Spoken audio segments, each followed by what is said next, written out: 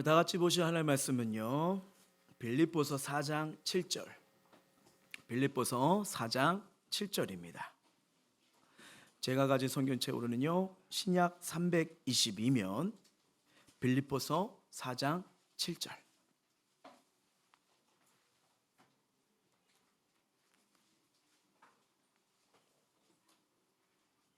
자, 다 찾으신 줄 알고 우리 한 목소리로 합독하겠습니다. 시작.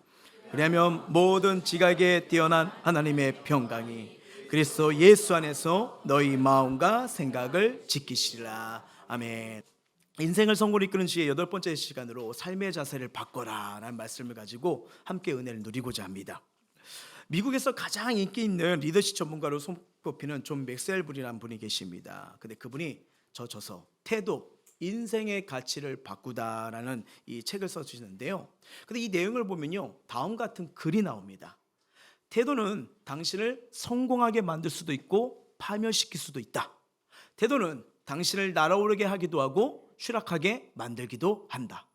긍정적인 태도를 갖춘다고 만사가 즉시 해결되는 것은 아니지만 적어도 부정적인 태도로 임했을 때보다는 더 훌륭하게 해낼 수 있다라고 이야기를 합니다.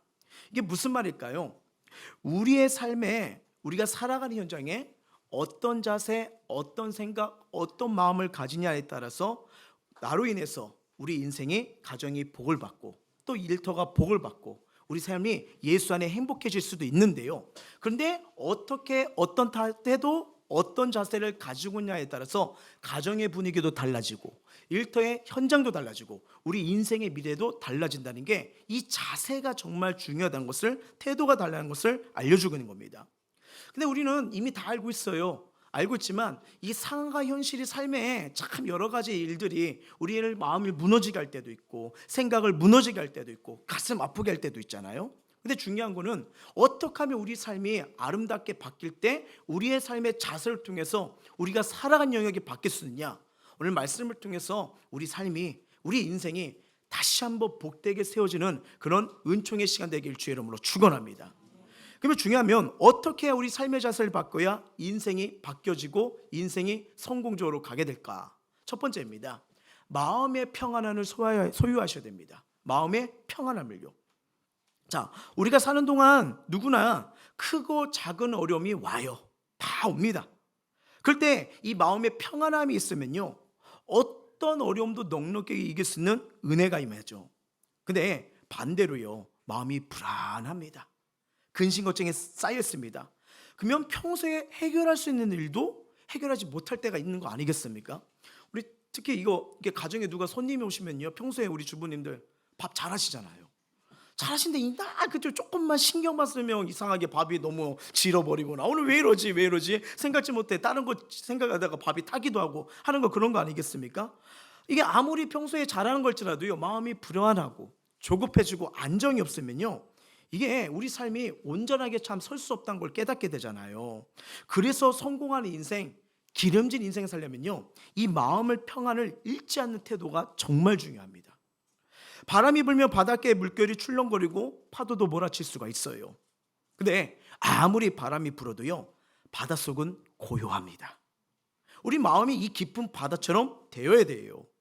그러니까 인생의 모든 바람이 우리에게 불어닥치는데 그것에 우리가 휩쓸리고 마음을 뺏기고 거기에 아파해버리면요, 누구나 흔들릴 수밖에 없는 거죠. 그럴 때 우리의 마음은요, 이 바닷가의 파도처럼 요동쳐서는 안 됩니다. 이럴 때일수록요, 예수 그리스도가 주시는 이 평강이 우리 마음을 다스리도록 해야 됨을 꼭 믿으시길 바랍니다. 성경은 분명히 이렇게 말합니다. 한번 읽어볼게요. 시작. 그리스도의 평강이 너희 마음을 주장하게 하라. 너희는 평강을 위하여 한 몸으로 부르심을 받았나니 너희는 또한 감사하는 자가 되라. 아멘. 여러분, 이게 마음을 불안하게 하는 것은요, 마귀가 하는 일입니다. 어둠은요, 빼앗는 자예요. 평강도 은혜도 축복도 빼앗아가는 자예요. 그래서 이 빼앗을 통로 중에 가장 먼저 하는 게 뭐냐면 평안을 못 누리게 해요. 평안을 못 누리게 해요. 그래서 어쩔 때는 죄를 범해서 계속 불안하게 만들기도 하고요, 나쁜 일이 생기면 막 속상하기도 하고요, 막 미워하는 마음이 커질 수도 있고 답답하고 괴로울 수도 있고요, 최종 부정적인 마음을 이렇게 우리에게 심어서 하나님 주신 평강을 잃어버리게 만드는 거예요. 잃어버리게 만들어요. 좋은 일이 생길 수도 있습니다. 생기면요, 이 사단은 또 뭐냐면요, 재빨리 다른 부정적인 마음을 심어서 좋은 것을 잊게 만들고요, 좋은 것을 잊어버리면 또 뭐예요? 불안이, 안에 염려가 가득 차도록 그렇게 만드는 거예요. 그게 무슨 말이냐면, 여러분 성경을 보면요, 마음의 평강을 주시는 이는 성령의 역사입니다. 이게 하나님이 주시는 역사인 거예요. 그래서 우리 인생의 길에는요, 성령의 역사가 있느냐, 마귀의 역사 있냐, 이 두 길밖에 없는데, 거기서 내가 어떤 생각과 어떤 태도를 잡느냐에 따라서 길의 역사가 달라지는 거예요. 인생의 삶이 달라지는 겁니다. 요즘 우리가 우리 TV나 신문이나 이렇게 유튜브를 통해서 이렇게 보게 되면 좋은 소식도 있지만 안 좋은 소식들을 많이 보게 되잖아요. 자연재해 점점 많아지고 있죠. 정치계의 혼돈은 계속 일어나고 있죠. 불황은 계속 일어나고, 안타깝게도 이제 길거리에서 뭐 주는 것도 함부로 먹지 못하잖아요. 마약이 있는지 뭐가 있는지 참 두려운 세상 아니겠습니까? 그리고 또 마음이 아픈 것은 연예인들의 자살, 참 이런 거 보면서 얼마나 고통스럽고 심리적으로 불안했다면, 얼마나 마음이 힘들었다면 이런 일들이 벌어질까. 근데 이런 상황과 이런 문제가 늘 끊임없이 있었던 게 우리의 삶이었던 거예요. 근데 중요한 거는 이에 대한 사람들의 반응입니다. 반응이요. 어떤 사람은 마음의 평안을 잃고 고통 가운데 살아가 있는가 하면, 어떤 사람은요, 같은 상황일지라도 그래, 소망을 주시는 주, 평안을 주시는 주, 위로를 주는 주, 주님 바라보면서 살아간 자들도 있다는 거예요. 예, 하나님의 역사는요, 그리스도 안에서 마음의 평안을 지키는 자들을 통해서 하나님은 새 일을 행하십니다. 상황이 힘들고 어려울 때일수록 예수님의 평강이 우리의 마음을 다스리도록 간절히 기도하시길 주의 이름으로 축원합니다. 이 기도가 회복해야 돼요. 주님, 저의 마음을 다스려 주시옵소서. 분노가 옵니다. 미움이 옵니다. 근심이 옵니다. 주님, 잠을 못 자겠어요. 너무 괴롭습니다. 이 마음을 다스리도록 기도하시길 바랍니다. 기도하면요, 하나님께서 그 마음 만져주기 시작하세요. 제가 말씀드린 것처럼 하나님의 응답 중에 첫 번째 사인이 뭐라고요? 평안입니다. 내면의 평안인 거예요. 그래서 세상을 바라보지 않고 주님만 바라보도록, 주님이 저의 소망입니다, 주님이 나의 평안입니다, 고백하며 기도할수록요, 마음이 힘든 마음이 점점 물러갈 줄 믿습니다. 예. 여러분, 이스라엘 사람들의 인사말이 뭐죠? 샬롬이잖아요. 그렇죠? 이거 뭐예요? 이 또한 평안, 평강이에요. 샬롬은 하나님 주신 선물입니다. 그래서 민수기 말씀을 보게 되면요, 하나님께서 제사장들에게 이 백성들을 볼 때마다 이렇게 축복해라, 이렇게 기도해 주라고 말해요. 자, 민수기 말씀 한번 볼게요. 이게 구약의 축도입니다. 시작. 여호와는 내게 복을 주시고 너를 지키시길 원하며, 여호와는 그 얼굴을 내게 비추사 은혜 베푸시길 원하며, 여호와는 그 얼굴을 내게로 향하사 평강 주시기를 원하노라 할지니라. 아멘. 바로 이거예요. 근데 여러분, 이게 성경에 계속 이것이 이어집니다. 예, 샬롬을 누리라는 말씀은 주님이 오셔서 계속 이어주세요. 요한복음 20장에 보시면요, 불하신 예수님이 사명도 잃어버리고 수치심과 부끄러움과 소망이 없는 제자들에게 나타나서 하신 말씀이 바로 이거예요. 시작. 예수께서 또 이르시되 너에게 평강이 있을지어다. 아버지께서 나를 보내신 것 같이 나도 너희를 보내노라. 아멘. 사도 바울이 에베소 교인들을 볼 때마다 몸이 그 감옥에 있어서 가지 못해요. 근데 그들은 걱정하고 있어요. 어떻게 해야 되지? 어떻게 이 삶을 이끌어 가야 되지? 막 근심 걱정했을 때 사도 바울이 뭐라고 말하면요, 에베소서 말씀 시작. 하나님 우리 아버지 주 예수 그리스도부터 은혜와 평강이 너에게 있을지어다. 아멘. 자, 은혜와 평강이 누가 주는 거예요? 하나님이십니다. 하나님이에요. 하나님부터 공급되는 거예요. 근데 여기서 우리가 느낄 수 있는 건 뭐냐면, 우리 하나님은요, 정말 저와 여러분에게 샬롬의 복을 누리길 원하시는 하나님이세요. 그러니까 사랑하는 자녀들이 근심과 아픔과 괴로움 살 때마다 누가 제일 많이 마음이 아파하신다고요? 하나님이에요. 얼마나 따뜻한 분이신데요, 얼마나 은혜로우신 분이신데요, 얼마나 행복과 기쁨을 주길 원하신 분이 하나님이란 걸 성경에 그대로 보이잖아요. 은혜와 평강이 너에게 있을지어다, 그렇게 말씀하는 거 아니겠습니까? 우리가요, 하나님을 믿는다고 하면서도 아침에는 기분이 막 좋았다가 오후가 되면 기분이 나빠지고, 이렇게 하루에 막 몇 번씩 마음 상태가 오락가락하는 거는요, 그 마음에 하나님의 평안, 샬롬이 없다는 증거입니다. 이럴 때는 하나님께 나오셔야 돼요. 샬롬을 주옵소서. 하나님은요, 회복시키시는 분이에요. 예, 잃어버린 것을 다시 찾게 하시는 분입니다. 예, 평강을 주신 하나님만이 우리를 도울 수 있기 때문에 그 은혜와 평강이 주님께 없기 때문에 그 은혜를 달라고, 평강을 달라고 구하면 하나님 반드시 평강을 부어 주십니다. 그러면 어떻게 해요? 마음에서 불안이, 고통이 떠나가고요, 하나님께서 평안으로 옷 입혀 주시는 거예요. 누구나 마음에 이 주님이 주시는 평안이 없는 사람은요, 결코 인생을 기름지게 복되게 살 수 없어요. 살 수 없어요. 왜? 우리는 불완전하잖아요. 보이는 것에, 들리는 것에 무너지는 게 우리의 연약함 아니겠습니까? 하지만 하나님이 평안한 마음을 주시잖아요. 희한합니다. 말씀의 씨앗이 심어져요. 내 안의 심령을 갈아엎어 버리십니다. 쟁기로 다 엎었기 때문에 어떻게 해요? 옥토밭에 씨앗이 뿌렸을 때 30배, 60배, 100배 열매가 맺어지는 거예요. 그 출발점이 뭐냐면 은혜로, 기도로 마음의 평강이 임하길 주의 이름으로 축원합니다. 자, 우리의 삶의 자세를 바꾸려면 두 번째가 바로 이거예요. 일에 집중하시고 끝까지 완수하라. 자, 무슨 말일까요? 마음의 평안을 찾으시면요, 그 다음에 해야 할 일은 하나님이 나에게 주신 삶, 가정, 일터, 나에게 주신 기본적인 삶에 집중하고 완수하라는 거예요. 예, 우리의 마음과 에너지를 분산시키면요, 아무것도 이룰 수가 없습니다. 그러니까 무슨 일 하든지 간에 그 일에 집중하시고 마음을 쏟았을 때 열매가 맺는 거예요. 열매가요. 여러분, 세상에서 가장 뛰어난 발명가 우리 알잖아요. 그 한 분, 그렇죠? 그분만 알잖아요. 맞아요. 자, 토마스 에디슨이요, 1931년 이 84살의 일기로 세상 떠날까지 축음기, 전화송신기, 인쇄기, 영사기 등 엄청 많이 발명을 했잖아요. 그 미국 특허청에 보면요, 이 1093개의 특허가 에디슨의 이름으로 등록되어 있답니다. 등록된 것만요. 근데 비공식적으로는요, 2332개의 발명품이 더 있대요. 그러니까 엄청난 거죠. 그래서 여러분, 사람들은 에디슨을 뭐 발명왕 아니면 천재 이렇게 말하잖아요. 근데 그의 전기를 읽어보게 되면요, 그분은 천재이기 전에 자신의 가진 관심 분야에 집중했고 전념했던 인물이에요. 자, 알다시피 그는 어린 시절 호기심이 많고 엉뚱한 질문으로 이 선생님을 당혹시켜가지고 학교 수업이 진행되지 않아서 학교에 입학한 지 3개월 만에 퇴장을 명령당합니다. 그러니까 집에서 이제 교육을 받는 그런 삶이 됐죠. 근데 그는 어릴 때부터 이 자기가 관심 있는 부분에 되게 집중하는 시간을 많이 가졌대요. 온종일 지하 창고에 틀어박혔어요. 무언가를 실험하고 만드는 데 집중했고요. 그리고 어른이 된 이후에도요, 무슨 일이 시작하면 집요한 끈기로 끝까지 해냈다고 합니다. 알다시피 그 전구를 만들기 위해서 여러분 수천 개의 열전자, 그 옛날에 이렇게 전구 보면 가운데 바늘실이 있었잖아요. 이걸 필라멘트라고 하는데 이걸 10,000번 이상 계속 시험했던 엄청난 일화 유명하지 않습니까?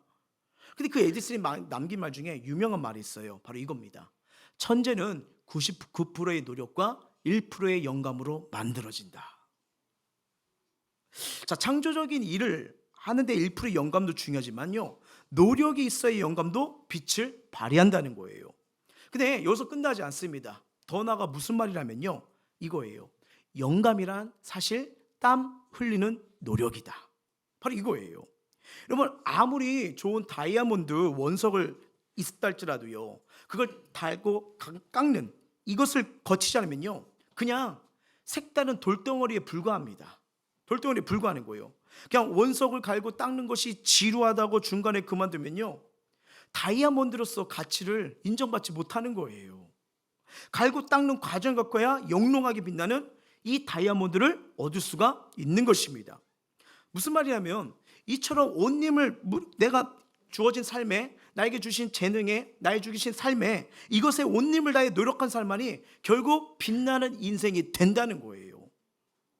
여러분, 더본코리아 대표 들어보셨죠? 더본코리아 누구죠?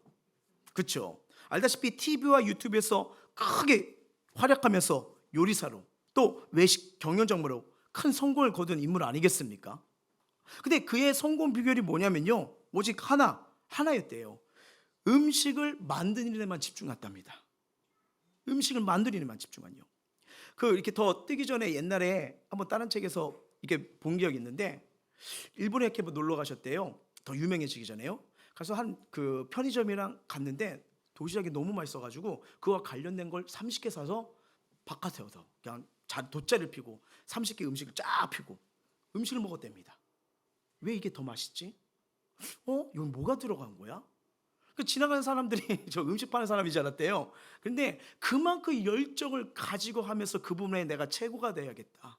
이 부분을 통해서 사람들에게 입맛에 행복을 줘야겠다. 그러면서 그렇게 한 거 아니겠습니까? 예, 지금도 더 맛있는 음식을 만들기 위해 끊임없이 노력합니다. 일상에서도 나타나죠. 그래서 음식만 오면 늘 분석하는 습관이 있대요.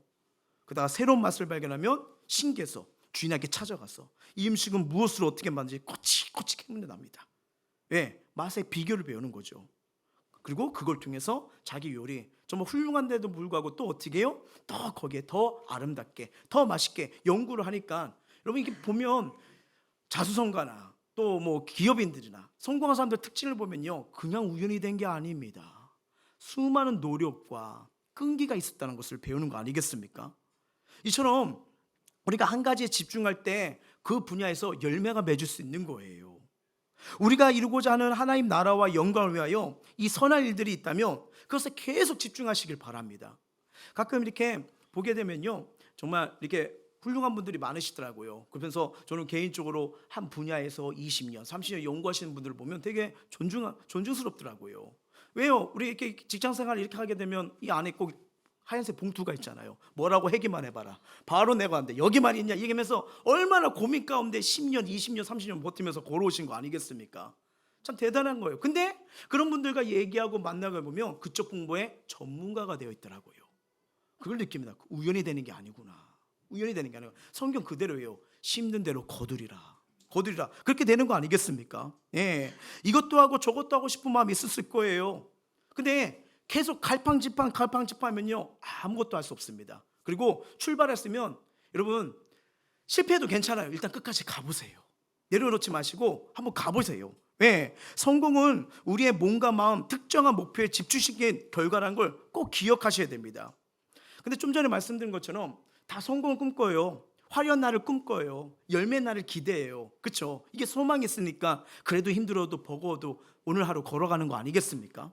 자녀들을 키워도 늘 말 잘 들으면 좋겠지만 제가 말씀드렸잖아요. 전 애기들 엎치기 발치기 요 때가 제일 좋다고요. 안 움직이고 그럼에도 속상하게도 하고 마음이 아프게 하지만 우리 부모님들이 계속 눈물로 키우는 게 뭐예요? 잘 될 거야. 하나님 너 멋지게 키울 거야. 나보다 네가 더 행복했으면 좋겠어. 이 소망 때문에 그렇게 가면서 가는 거 아니겠습니까? 기대를 가지고 있기 때문에 바로 그런 거예요. 근데 어떤 일을 하든 간에 뭐든 간에 이것이 가지 못하게 하는 게 하나가 뭐냐면 바로 끈기입니다. 끈기요. 끈기가 없으면 가지 못해요. 새해가 시작하면 많은 사람이 목표를 세우고 이를 이루기 위해서 세부 계획 막 짜시잖아요. 근데 3일 못 가거나 좀 가면 3개월 만에 흐지부지하는 경우가 많지 않습니까? 이 작심삼일이 그냥 나온 게 아니더만요. 그 성경을 일독하기로 결심한 성도님들 성경 읽다가 매년 모세오경을 못 넘긴대요. 네. 그러다가 제일 어디서 흘리냐? 출애굽에서 간당간당 하는데 레위기 넘어오자 무너진대요. 예. 그러니까 레위기에서 제일 멈추는 분들이 많더라고요. 그렇죠? 그게 무슨 말이냐면 뭔가 수원한 바를 이룰 때는 끝까지 가보지 않고 이 끈기를 놓쳐버리지 않으면요 그냥 뭐야 끈기를 놓치면 그냥 마음의 소원으로 끝나요. 우리 마음의 소원으로만 생각하는 게 얼마나 많습니까? 근데 여러분 실패를 하든 성공을 하든 간에 가보셔야 간증이 나오는 거예요. 경험이 쌓이는 거예요. 그리고 더 나은 미래를 설계가 거기서 나오는 겁니다. 그래서 가만히 보니까 이 성공과 실패의 갈림길에서 승패를 결정짓는 건 뭐냐? 이거예요. 끈기가 있느냐 없느냐입니다. 끈기가 있느냐 없느냐. 그래서 이 끈기를 갖는 훈련이 필요합니다. 이를 위해서는 여러분 매일 아침 오늘의 목표를 세우십시오. 그리고 그 성취하는 습관을 작든 간 하나씩 하면 돼요. 저도 잘 못합니다. 근데 저는 하루에 꼭 2개, 3개 오늘 해야 될 일 꼭 하려고 노력합니다. 그렇게 되다 보니까 성취가 되고 하나씩 가더라고. 큰 게 아니어도 돼요. 큰 게 아니어도 돼요. 여러분 그 설거지를 미루다 보면 어떻게 되죠? 계속 쌓여요. 설거지 희한해요. 너무 잘 쌓여요. 못해요. 그러다가 못하는 거예요. 그러니까 그 그릇이 깨지는 거예요. 설거지하다 왜 그냥 깨쳐요? 분노가 담으니까 계속 쌓여가지고 그렇잖아요. 예, 저희 집에서도 몇 번 봤거든요. 예, 그렇잖아요. 여러분 이 만약에 우리가 정해진 이 숙제가 있다면 목표를 세운 학생은요, 아무리 졸음이 와도 그 숙제 마치고 자야 됩니다. 오늘 일을 내일이나 나중으로 미루면 그 다음 뭐예요? 포기가 되는 거예요. 왜? 자꾸 쌓이니까 하기가 힘든 거예요. 예를 들어 영어 단어 20개를 외웠다고 목표를 세웠다면 20개를 다 외우시고 주무셔야 됩니다. 오늘 좀 바빴어요. 사정상 10개만 외워야지. 그리고 내일 생각하니까 괜찮은 것 같아요. 10개, 내일 몇 개예요? 20개, 30개예요. 그렇죠? 그날 못했어요. 50개, 70개 쌓여가다가 내년부터 다시 해야겠다. 그렇잖아요. 그렇죠. 제가 중학교 때 영어 공부를 그렇게 해가지고 힘들어했잖아요. 너무 쌓이던데. 그런 거예요. 운동생활도 마찬가지고요, 기도생활도 마찬가지고, 말씀할 시간도요. 여러분 혹시 미루다가 쌓여가지고 혹시 멈추지 않으셨나요? 문제의 원인은 이 분위기가 이래서 그래. 하려고 했는데 누가 연락이 와서 그래. 요번에 이렇게 다이어트 좀 하려는데 누가 맛있는 거 요번만 먹으라고 가지고 요번까지만. 여러분 죄송해요. 문제의 원인은 나예요. 누구 때문에? 괜히 연락 와가지고 괜히 먹자고 해서 아니에요. 끈기가 약하고 쉽게 포기하는 나 자신을 극복하셔야 됩니다. 극복하셔야 돼요. 적당히. 혹은 우리가 제일 변명하는 게 뭐예요? 융통성이 있어야지. 이 융통성이 상한 몸에서 융통성이 해야지. 여러분 그 CEO들은요 그 융통성의 말을 잘 안 합니다. 뭐였냐면요, 이거면요 이것이 유혹이 되는 거예요. 그러면 우리가 자포자기하면 나오는 말이 있잖아요. 어쩔 수 없어. 나는 원래 끈기가 약해. 그리고 나는 원래 태생이 이래서 안 돼. 근데 여러분 이거 포기하는 말이에요. 됩니다. 돼요. 작은 목표라도 한번 세워보십시오. 작은 목표라도 하다 보면요 어느 순간 끈기는 자로 변하게 됩니다. 왜냐면 이게 성경에 나온 원리예요. 여러분 아브라함 불렀을 때 처음부터 믿음의 조상 충만이었나요? 성경은 언제나 연약한 자를 부르시고 하나님이 세워가시고 만들어 가십니다. 인물도 한번 생각해 보십시오. 하나님부터 아들을 주겠다고 75세에 들었어요. 25년 동안 없어요. 근데 그 아들을 받을 때까지 믿음을 키워가 버리시잖아요. 그러니까 어떻게 해요? 믿음의 조상이 돼버리잖아요. 그리고 아들을 주시잖아요. 그렇죠? 모세는 이스라엘 지도자로 쓰임받는데 바로 될 줄 알았어요. 광야에서 40년 동안 양치기를 했을 줄 누가 알았겠습니까? 여러분 요셉을 보십시오. 감옥살이, 옥살이 몇 년 보내요? 13년을 보아야 합니다. 그리고 애굽의 총리가 되죠. 근데 이들의 공통점은요, 만약에 모세가요 양치기를 안 했다면요 호렙산 떨기에서 하나님 부르시는 것 같은 은혜 경험했을까요? 내가 이집트의 왕자인데 내가 그렇게 써도 양을 치어야 되는 거야. 안 하고 4일 만에 도망갔다면요. 모르죠. 또 하나님의 특별한 부르심에서 욥처럼 불강록에서 불렀을지 모르겠지만 그 자리를 지켰기 때문에 때가 되니까 하나님이 그 현장에서 부르시잖아요. 요셉 생각해 보십시오. 억울해 하면서 감옥을 탈출했다고 생각해 보십시오. 집으로 올 수 있겠죠. 하지만 하나님의 크신 계획은 경험하지 못했겠죠. 그 자리를 지키니까 어떻게 해요? 거기서 그냥 최선, 그래 옥살이면 옥살이, 내가 주어진 거 열심히 제반 정리하면서 걸레 닦으면서 열심히 하자 하니까 때가 되니까 부르시잖아요. 바로 이건 겁니다. 이들의 특징은 뭔지 아세요? 연약했지만 끈기가 있었어요. 끈기가요. 여러분 성경은 분명히 이걸 말합니다. 인내한 자의 결말은 복을 받는다고요. 자, 야고보서 5장입니다. 시작. 보라, 인내한 자를 우리가 복되다 하나니 너희가 욥의 인내를 들었고 주께서 주신 결말을 보았거니와 주는 가장 자비하시고 긍휼히 여기시는 이시니라. 아멘. 때로는 우리가 살다 보면요 자신이 노력한 결과보다 결과가 좋지 않 나올 때가 있어요. 그러면 다 실망하기도 하고 좌절스럽기도 하고 솔직히 내려놓고 포기하고 싶은 마음이 왜 없겠습니까? 다 있지요. 그러니까 마치 나는 실패자인 것처럼 그렇게 느껴질 때가 다 있지 않습니까? 근데 여러분 성경의 원리를 보면요 무슨 말이에요? 성공은요 끝까지 가보는 자, 인내한 자에게 주어진다는 거예요. 그래서 여러분 실패를 경험한 뒤에도 끝까지 계속 도전한 사람이 실패로 인해 좌절하고 낙심하여 포기한 사람보다 인생의 아름다운 열매를 보는 건 더 당연한 진리입니다. 그래서 주님, 저와 여러분은 크든 작든 간에 기억할 것은요 주님은 날 보고 계시잖아요. 그걸 기억하셔서 끝까지 우리 주어진 삶, 일에 최선을 다할 수 있는, 끝까지 걸어갈 수 있는 이런 믿음의 사람이 되길 주의 이름으로 축원합니다. 자, 우리의 삶을 또 바꾸려면 세 번째로 뭐냐면요, 낙천적 자세를 가지셔야 돼요.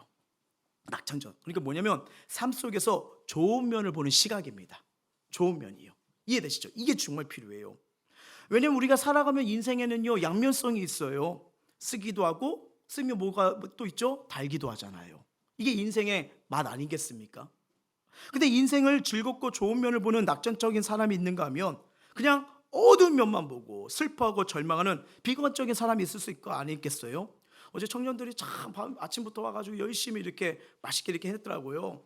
또 다른 분들도 해주고. 근데 뭐 우리 교회는 없어요. 근데 만약에 딱 봤는데 반찬 딱 보자마자 태웠네?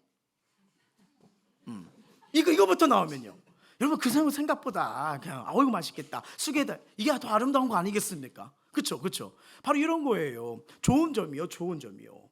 이걸 볼 수 있는 거예요. 비관적인 사람들은 문제가 생기고 길이 막히면요, 그대로 포기할 수밖에 없어요. 근데 낙천적인 사람은요, 역경에도 굴하지 않고 희망을 꿈꾸며 나아갑니다. 제가 한번 그 퀴즈를 한번 내드릴게요. 그래도 한 40, 50대 분들은 잘 아실 것 같은데, NBA 유명한 농구 선수 한 명 있습니다. NBA요. 느바에. 누구죠? 응? 마이클 조던이요. 아시죠? 모르시나? 다 공부만 하셨을까요? 네. 제가 정말 존경하는, 아니 좋아하는. 그래서 옛날에 이게 중고등학교 때 이분을 보면서 하면서 와, 내 이름도 바꾸고 싶다, 마이클 정 뭐 이러면서 하는데 한국이 안 되더라고요. 그러다 보니까 너무 화려해요. 여러분 생각해 보시죠. MVP도 몇 번이나 받죠. 그 최고의 무대에서요. 우승을 여러분 한 팀을 6번 우승시킵니다. 이게 팀을 옮기면서 우승시키는 것도 좋은데 그냥 연약해든 날캐든 그 팀을 통해 가지고 먹여 살리면서요, 우승을 시켜버려요. 여러분 많은 선수들이 한 번도 우승을 못하고 은퇴하는 선수들이 많아요. 근데 6번이에요. 와, 대단한 거죠. 그러다 보니까 막 가끔 이렇게 보면 버저비터 혹시 아세요? 이제 얼마가 안 남았을 때 역전시키는 마지막 슛을 소개하는데 제일 슛 감각이 좋은 사람이에요. 근데 저는 조던이 언제나 마지막에 늘 다 넣은 줄 알았어요. 근데 2006년 한 스포츠 브랜드 광고에서 그가 사람들이 화려하다. 여러분 지금도 뭐죠? 은퇴한 지 오래됐는데 그 나이키랑 연관돼 가지고 그분의 이름 때문에 가만히 있어도 연간 400에서 500억이 그냥 들어온답니다. 그러니까 선수 시절 때는 엄청난 이슈를 가졌던 건데, 근데 한 그분이 이렇게 사람들이 보거나 이렇게 되면 저도 그랬거든요. 대단하다. 와, 저 성공의 삶이 어떨까? 야, 정말 멋진 인생이네, 이렇게 생각했는데 그가 이렇게 왔던 것이 어떻겠는지 인터뷰에서 깨닫게 되었어요. 바로 이 얘기를 하더라고요. 선수 생활을 하면서 9,000개 이상의 슛에 실패했고 300경기에서 패배했으며 26번의 승부를 결정짓는 슛에 실패했다. 계속 실패하고 실패했다. 이것이 내가 성공한 비결이다. 전 버저비터가 다 성공이자 했더니 자기가 그거를 26번이나 실패를 해가지고 게임이 졌대요. 와, 저 자리에 저런 아픔, 고통이 있었구나. 근데 그 실패가 자기를 성공으로 만들었다잖아요. 우리도 살아가면요, 크든 작든 다 실패가 있지 않습니까? 근데 이 실패에 좌절하지 않고 오히려 실패를 반면교사 삼는다면 분명히 더 나은 길을 모색하게 되는 거예요. 저 실패의 과정을 통해서 더 잘 되는 길, 할 수 있는 길, 다시 시작하는 것을 찾았다고 하잖아요. 이게 얼마나 아름다운 겁니까? 여러분 실패는 성공으로 가는 과정의 한 뿐이에요. 우리 인생 아직 안 끝났잖아요. 그러면 아직 실패가 아닙니다. 왜요? 하나님은요, 역전을 시키신 분이거든요. 가봐야죠. 근데 분명한 것은 실패를 두려워하면 아무것도 할 수가 없어요. 아무것도 할 수 없어요. 혹시 무엇 때문에 지금 실패했다고 느끼시나요? 무엇 때문에 할 수 없다고 생각하시나요? 무엇 때문에 우리의 일터가, 우리의 가정에, 우리의 삶에 소망이 없다고 생각하시나요? 그럼 우리 생각이잖아요. 하나님은 할 수 있는 것은 무슨 말이냐? 믿는 자에게 능치 못한 일이 없느니라. 그 하나님 바라보면서 다시 도전해 보시기 바랍니다. 우리는 한 번뿐인 인생 즐겁게 기쁘게 행복하게 살아야 되는 게 아닐까요? 음식을 먹어도 어떻게 해요? 맛있게. 일할 때도 이왕할 거면 어차피 하셔야 되잖아요. 그러면 기쁨으로 해요. 분위기가 달라지고 하루가 달라지지 않을까요? 하루가 달라지면서 1년이 달라지고 1년이 달라지면 인생이 달라지는 거잖아요. 한마디로 이 인생 이거 성공하는 사람은 힘든 상황에서도 웃을 수 있는 사람입니다. 웃을 사람이요. 숙련여대 경영학부 박혜경 교수님이라는 분이 계십니다. 독실한 기독교인이신데요. 이분이 한국 여성으로 최초로 해외에서 경영학 박사 학위를 받고 오신 분이래요. 근데 이 박 교수님은요, 캠퍼스를 다닐 때 누구든지 만나면 늘 미소를 띠고 웃는 얼굴로 대했대요. 안녕 이러면서 막 이렇게 대했대요. 근데 이제 웃을 때도 있지만 뭐 학술이나 뭐 세미나나 막 이런 게 많으면 여러분 막 정신 없으면 솔직히 웃음이 나와요, 안 나와요? 안 나오고 혹시 누가 건들면 건들길 바래요, 안 건들길 바래요? 그리고 건들면 그냥 본능으로 다 쏟아내고 잘 걸렸다. 그래서 막 이런 마음 들지 않습니까? 스트레스를 이렇게 많이 받는데 어떻게 항상 웃으는지 주변 동료 교수들이 궁금했대요. 그러다 어느 날 한 동료 교수가 교수님 오늘 무슨 좋은 일 있나요? 어쩜 그렇게 늘 웃고 지내시죠? 하고 물었대요. 그랬더니 박 교수님이 궁금해요? 500원 아닙니다. 언제 시간 날 때 연구실로 오라고 하신 거예요. 그래서 갔대요. 기대가 되잖아요. 분명히 웃는 얼굴이 좋은 거고 분위기도 바꾸고 엄청난 선한 영역이고 긍정 에너지인데, 근데 이게 삶이 참 무겁기도 하고 힘들 때 어떻게 저렇게 될까? 찾아와서 이제 기대를 한 거죠. 어떤 말을 해줄까? 무슨 비법이 있을까? 근데 이 교수님이 했던 말이 이거래요. 저는 교회를 다녀서 늘 행복하답니다. 여러분 이거 어떻게 들리세요? 우리 지금 그런 상황이잖아요. 우리 그렇게 살고 있잖아요. 이게 마음에 와닿습니까? 아니면 저 영혼 없는 멘트 혹시 이런 생각을 가지시지 않았나요? 근데 그 다음에 글을 통해서 알게 됐어요. 뭐였냐면요, 하나님의 은혜를 받으니까 삶이 즐거워요. 아, 이거구나. 똑같은 일을 해도 웃으면서 일하는 사람이 있고요, 똑같은 일을 해도 인상을 찌푸리면서 일하는 사람이 있어요. 어떤 사람이 하나님의 은혜를 받은 사람일까요? 주님은 이렇게 말합니다. 항상 기뻐하라. 항상 기뻐하라. 우리 옆 사람 축복합니다. 웃으면서 맞아야 돼요. 찡그리면 안 돼요. 웃으면서 항상 기뻐하세요. 축복합니다. 시작. 아유 좋아요. 잘하셨어. 무슨 말이냐면요, 크리스찬들은요 이게 기쁨의 삶이 진리의 삶인 거예요. 다른 무엇이 아니어도 웃으면서 기뻐할 수 있는 거. 왜? 내가 하는 게 아니라 주님이 기쁨을 주시고 평안을 주시는 분이기 때문에. 아침 일어나면 오늘도 하나님의 은혜 안에서 좋은 날 될 거라고 기대해 보세요. 제가 오늘 엄청난 간증이 있습니다. 아침 일어나자마자 하나님 오늘도 은혜 주세요, 기쁨 주세요 하면서 나오고, 날씨가 춥잖아요. 하나님 날씨가 추워도 오늘 따뜻한 바람, 은혜 바람을 쬐면서 막 하는데 갑자기 빙판에서 넘어져가지고요, 공중부양했는데 하늘이 이런 거구나 하면서 땅에 팍 이렇게 냉동적이 됐어요. 일단 벌떡 일어났죠. 주변을 살펴야죠. 누가 봐지 않았나. 근데 그 앞에 지나가다 두 차가 섰어요. 그래가지고 그래서 아무렇지도 않고 이렇게 했더니 이렇게 멋자가 가더라고. 봤구나. 근데 뭐 어차피 모르는 분들이니까 혹시 그 차에 계셨나요? 그렇게 계셨네요. 근데 한편으로 하나님 오늘 감사한 날이 되고 기쁨이 되고 이렇게 되는데 이게 뭘까요? 이렇게 했는데, 근데 증인이 있어요. 셋째가 절 따라 나왔거든요. 그들 딱 뒤에서 보더니 와 아빠 공중부양 되게 높이 뛰었다. 그러다 보니까 뭘까요? 제가 기도했던 거 순간 확 스쳐 지나가는 생각이 하나님 오늘 감사하게 해주세요. 그래서 감사하겠구나. 근데 감사하게 해주세요. 그럼 얘기를 했어요.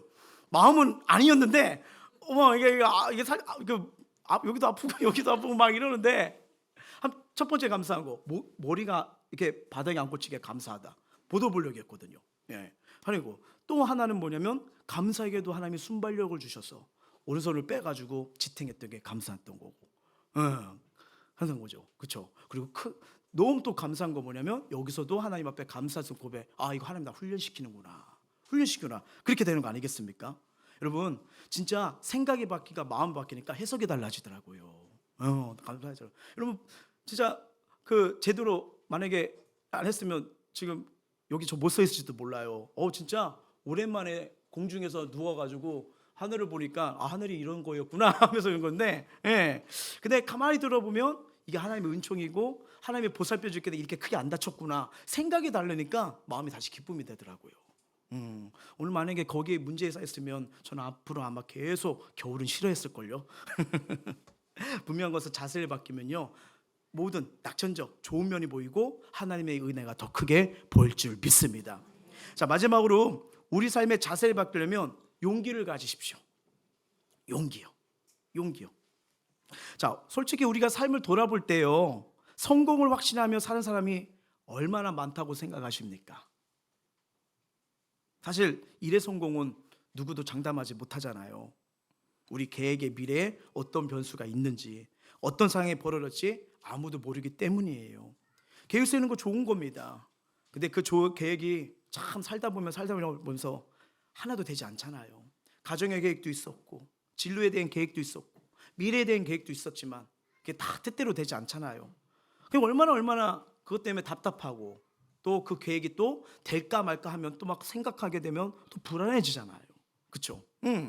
그래서 성경은 우리의 이 상황과 환경, 마음을 알기 때문에 우리에게 이렇게 말씀하십니다. 여호수아 1장 9절이에요. 시작. 내가 내게 명령한 것이 아니냐. 강하고 담대하라. 두려워하지 말며 놀라지 말라. 내가 어디로 가든지 내 하나님 여호와가 너와 함께하느니라 하시니라. 아멘. 세계적인 베스트셀러 작가이자 일생의 철학자 불리는 알랭드 보통, 이름이 알랭드 보통이에요. 진짜예요. 거짓말 아니에요. 뭐 영어로 이렇게 아니에요.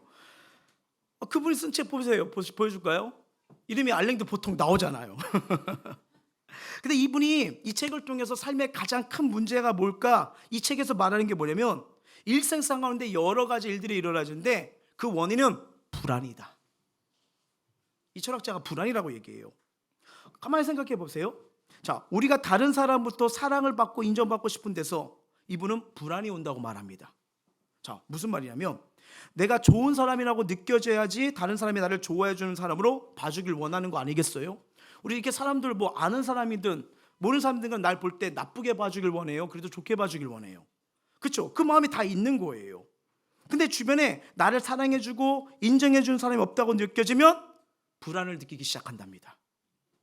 혹은 남들과 비교하고 남들보다 앞서라는 욕망이 때로는 우리를 불안에 몰아넣기도 한대요. 그러니까 쉽게 말하면 불안은 자신의 삶을 지나치게 타인 아니면 다른 무언 것을 지나치게 의존할 때 나타나는 현상이 불안이라는 거예요. 예를 들어 부모님께 의존하던 사람은 부모님이 돌아가시면 그때부터 뭐예요? 불안해집니다. 이성에게 의존하던 사람이 이성이 떠나가면요, 그 떠나가는 것 때문에 아니면 떠나갈까 봐 불안해져요. 돈에 의존한 사람은 어떻게 해요? 돈이 줄어들면 불안하게 되는 거예요. 자, 이렇게 의존적인 사람들은 자신을 부족하고 결핍된 존재로 여기고 다른 사람이나 세상이 그 결핍을 채워줄 수 있다고 생각합니다. 그래서 그걸 선택하고 붙들고 사는데 마음대로 원대로 되지 않아요? 덜덜덜 떠는 거예요. 안 되면 어떻게 하나? 왜 이러지? 그러니까 오해가 되고 불안이 되고 상처가 되고 아픔이 되는 거 아니겠습니까?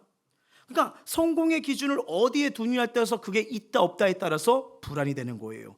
그러니까 어떻게 상황에 휘둘려 당할 수밖에 없는 거겠죠. 반면 성공의 기준을요, 영원하신 하나님께 두면요, 예기치 못한 시련 앞에서도 불안에 휩싸이지 않음을 믿으시길 바랍니다. 내가 전적으로 의지할 분은 나를 사랑하시고 나의 전부가 되시는 하나님 한 분이심을 기억하는 자는요, 흔들릴 수 있으나 넘어지진 않습니다. 왜요? 그 이름으로 다시 일어나거든요.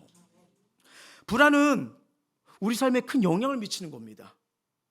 불안이요, 분노와 짜증으로 표출될 수도 있고요, 슬프고 우울한 감정으로도 얼마든지 표출됩니다. 또한 여기서 끝나지 않아요. 다양한 신체 반응을 일으키기도 하는데 이 불안 때문에 혈액순환 장애도 오고요, 어쩔 때는 호흡장애도 오고요, 어쩔 때는 편두통, 체중병화 등 이게 어디서 시작하면 다 불안이잖아요. 불안하면 잠도 안 옵니다. 그렇죠? 얼마나 힘듭니까? 그래서 우리의 삶의 이 연약함, 육체의 연약함을 아시기 때문에 주님께서 뭐라고 말하시면요, 염려와 불안을 주님께 맡기라는 거예요. 자, 베드로전서 5장 7절입니다. 시작. 너의 염려를 다 주께 맡기라. 이는 그가 너희를 돌보심이라. 아멘. 사람이나 재물을 의지한다고 해서 염려와 불안은 해결되지 않습니다. 하나님께 맡겨야만 해결된다는 걸 주님은 말씀하시죠. 사람 의지하면요, 희한합니다. 오히려 문제가 더 커지는 것을 많이 보게 됩니다. 근데 하나님을 의지하는 사람은요, 불안으로부터 자유로워지고요, 평안과 기쁨을 누리게 됩니다. 왜? 이건 하나님 주신 선물이기 때문에. 오히려 그 믿음 안에, 은혜 안에 거하잖아요. 하나님이 일하심을 더 기대하게 되는 거예요. 요즘 우리가 큐티 묵상을 하고 계시잖아요. 다니엘서를 보고 계시잖아요. 전 정말 요새 은혜를 많이 받고 있습니다. 느부갓네살 기이한 꿈을 꾸잖아요. 그래서 왕은 꿈을 해석하려고 모든 지혜자, 종교적 능력 있는 자한테 해석해 보라고요. 아니 뭐 좀 꿈을 뭘 꿨는지 알려주면 뭐라도 갖다 붙이면서 해석이라고 했는데 꿈도 안 가르쳐 줍니다. 아, 테스트할 때 이렇게 테스트해야겠구나. 어떤 꿈을 꿨는지 맞히라고요. 니네 지혜자잖아, 종교적 능력자잖아, 명령이죠. 근데 모두가 뭐예요? 지혜자나 이런 자들이, 박수 무당들이 못 맞힌다고, 이건 할 수가 없다고, 어떤 커다란 신이 역사하지 않으면 모른다고 하니까 느부갓네살이 열받아 버려요. 피바람을 명령합니다. 거기에는요 다니엘과 세 친구들도 다 포함되어 있는 상태였죠. 근데 다니엘 그때 뭐 했을까요? 그렇죠, 다니엘은 여러분 하루에 3번씩 기도했던 인물입니다. 그걸 하나님께 간구하고 기도했더니 하나님이 꿈을 보여주시고 해석을 해줍니다. 자, 이걸 보고요 다니엘이 했던 고백을 볼까요? 다니엘서 2장이에요. 시작. 나의 조상들의 하나님이여, 주께서 이제 내게 지혜와 능력을 주시고 우리가 주께 구한 것을 내게 알게 하셨사오니 내가 주께 감사하고 주를 찬양하나이다. 곧 주께서 왕의 그 일을 내게 보셨느니라 하니라. 아멘. 여러분 이 고백이 뭐예요? 하나님은요 그 자녀를 돌보실 뿐 아니라 세상 만사를 돌보시고 주관하시는 주권자시라는 거예요. 그러니까 여러분 하나님의 절대 주권을 믿는 자는 세상의 상황 때문에, 환경 때문에, 처지 때문에 걱정하지 않습니다. 왜? 하나님 손에 달려있기 때문이에요. 그러다 보니까 상황이 억울하고 급박한 일이 찾아올 때, 그럴 때 어떻게 해요? 위에 계신 하나님을 바라보라는 겁니다. 바라보는 거예요. 참 희한합니다. 지혜로, 방법으로 여러 개 했을 때 문이 안 열려드는 그런 사건 일들이 많아요.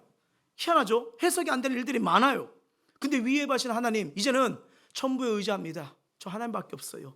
여기 치고 저기 쳐이고 이제 답이 안 나요 라고 이렇게 기도할 때 희한합니다. 외부에서 숨통이 트이기 시작해요. 하나님의 새 일을 하기 시작합니다. 놀라운 역사 일어나는 거예요. 놀라운 역사 일어나는 거예요. 어쩔 때는 내게 다가오는 고난과 아픔이 두 가지로 고민하시면 돼요. 이게 나의 불순종으로 하나님과 상관없이 나타난 결과인가? 아니면 하나님이 한 답이고 구원이시고 하나님의 도우심을 경험하러 주신 사인인가? 이것만 잘 분별하시면 됩니다. 근데 희한해요. 기도하면요, 엎드리면요 열리기 시작하더라고요. 예, 정말 모든 걸 포기하고서 다시는 일어날 수 없는 그 현장일지라도요, 기도하면 그것이 해결되기 시작하는 거예요. 왜요? 하나님 방법으로요.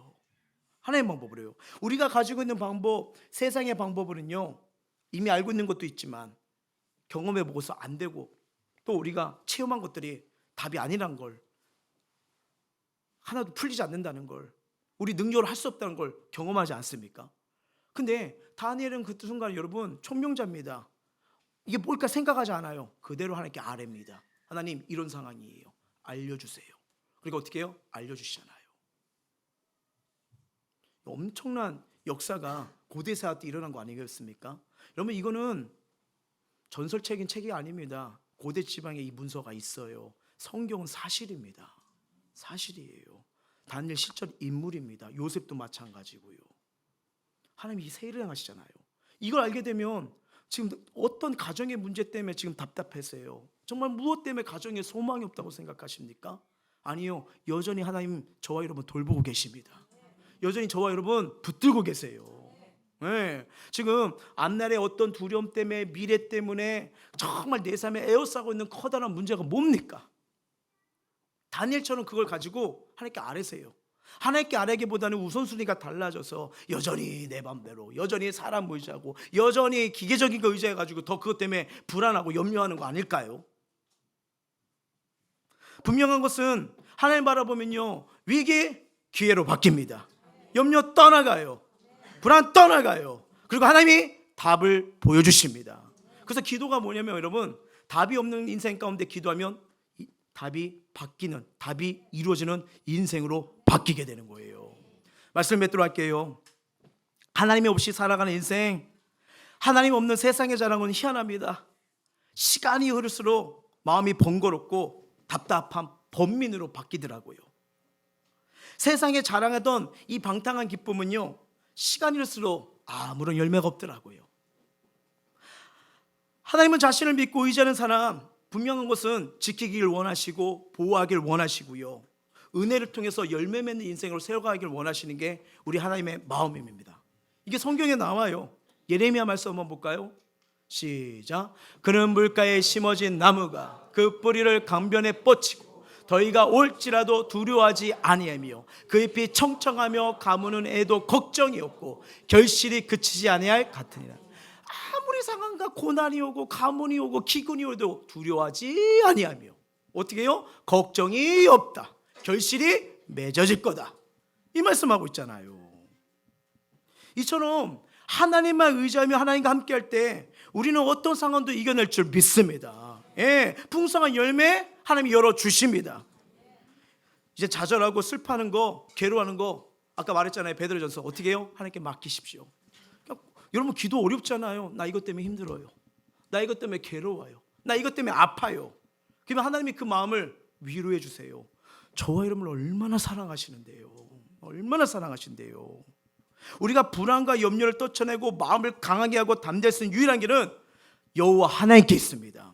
시편 말씀 보고 마치도록 할게요. 시작.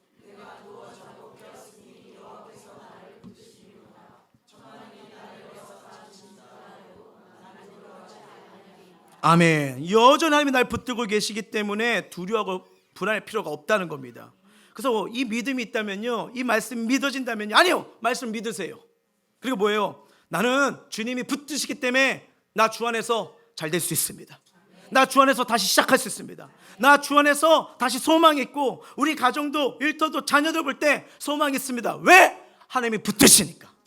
이 은혜로 다시 일어나길 주의 이름으로 축원합니다. 찬양하겠습니다.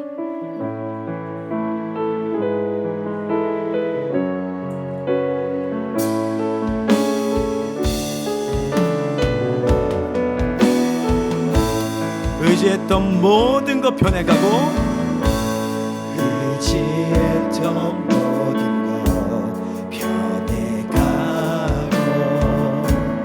억울한 마음은 커져가네.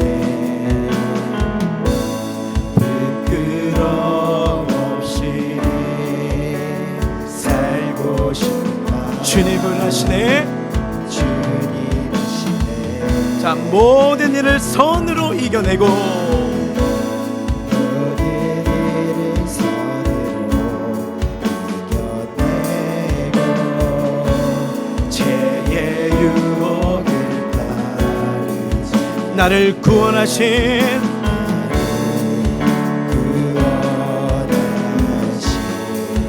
영원한 그 사랑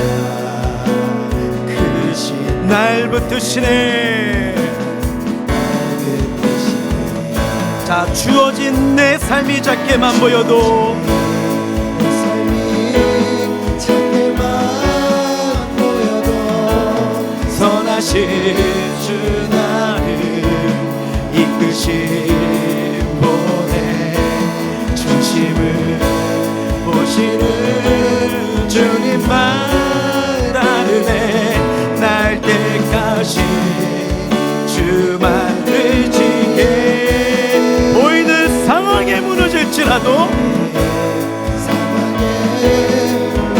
여전히 예수 능력이 날 붙드네.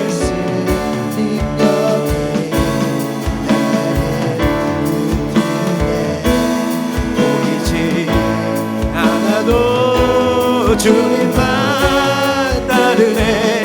내 평생 주님을. 자, 주어진 내 삶이 작게만 보여도 여전히 나 이끄실 주님 바라보며 하루하루 걸어가는 거예요.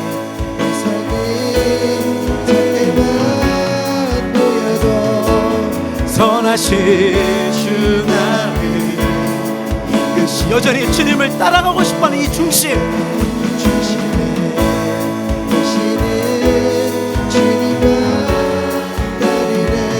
날 택하신 주만 의지해. 자, 보이는 상황에 무너질지라도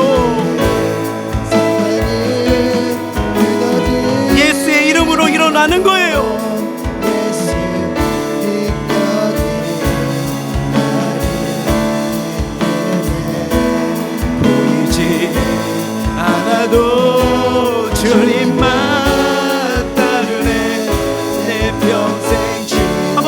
고백합니다.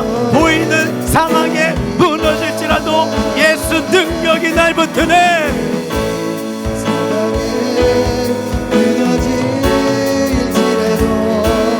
예수 능력이 나를 붙드네.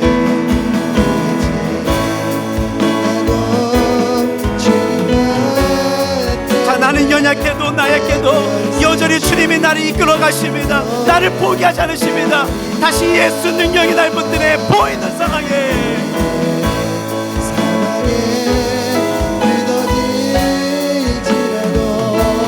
예수 능력이 나를 붙드네. 나도 주님과 따르네. 내 평생 주님은 너의 아니라. 우리 말씀을 기억하시면서 우리 결단의 기도 드리길 원하는데요. 얼마나 많이 힘드셨습니까? 얼마나 많이 불안해하셨나요? 얼마나 근심하고 얼마나 좌절하고 계획대로 되지 않아 답답해하고, 그러다 보니 하나님 주신 그 평안을 놓치신 경우가 많으셨을 거예요. 그러다 보니 더 부정적이고 불안하다 보니까 분명히 잘 해결할 수 있는 일도 해결하지 못해서 스스로 무너지고 스스로 흔들리고 스스로 아파하고 스스로 포기하렸던 이런 마음, 이런 삶 있지 않으셨습니까? 우리의 이 삶과 모든 것을 아시기 때문에 주님이 그리스도의 평강이 너희 마음을 주장하게 하라. 너희는 평강을 위하여 한 몸을 부르심을 받았니 너는 감사한 자가 되라. 오늘 주님이 저와 여러분을 가장 아시기에 평강의 선물로 우리를 채워주길 원하십니다.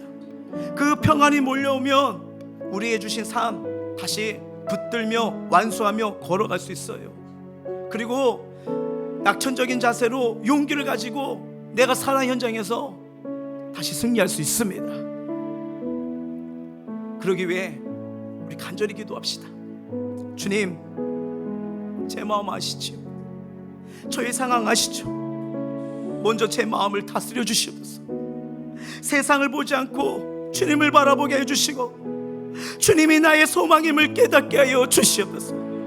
그래서 주님이 주신 평안으로 모든 상황을 기쁨으로 이겨나게 해주시고 여전히 나를 붙드시는 주만 의지하여 두려움과 불안을 떨쳐내게 하여 주시옵소서. 우리 마음을 토하고 입술 열어 기도하도록 하시겠습니다. 사랑하는